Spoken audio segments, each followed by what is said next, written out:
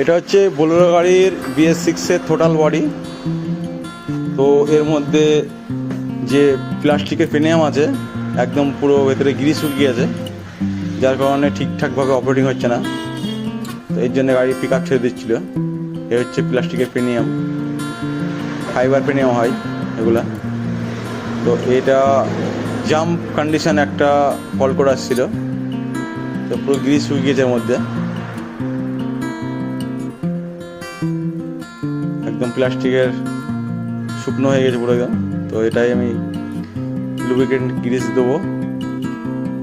আমার কাজটা complete, wash করা সব কিছু। এবার ফিটিং করে যাবো গাড়ি ট্রায়ালে, দেখবো আর প্রবলেমটা আছে কিনা।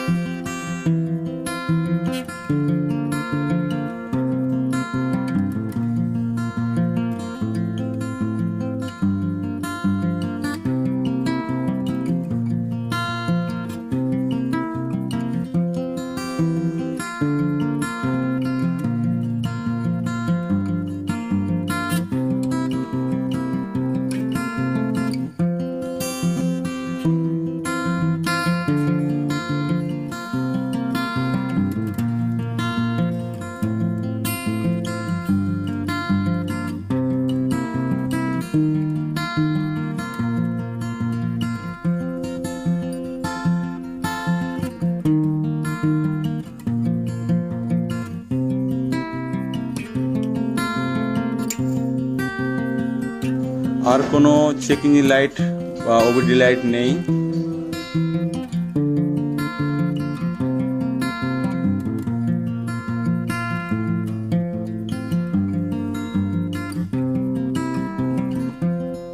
যাই হোক, এখন গাড়ি সুন্দর পিক আপ নিচ্ছে। তো বোলেরো গাড়ি অনেক কমই দেখা যাচ্ছে, বোলেরো গাড়ি কমে গেছে। তো থ্রোটল বডিতে ময়লা আসলে অনেক গাড়িতেই প্রবলেম হয়, সেটা ডিজেল গাড়ি হোক পেট্রোল গাড়ি হোক। আর এটা হচ্ছে বোলেরো গাড়ির BS6-এর থ্রোটল বডি। তো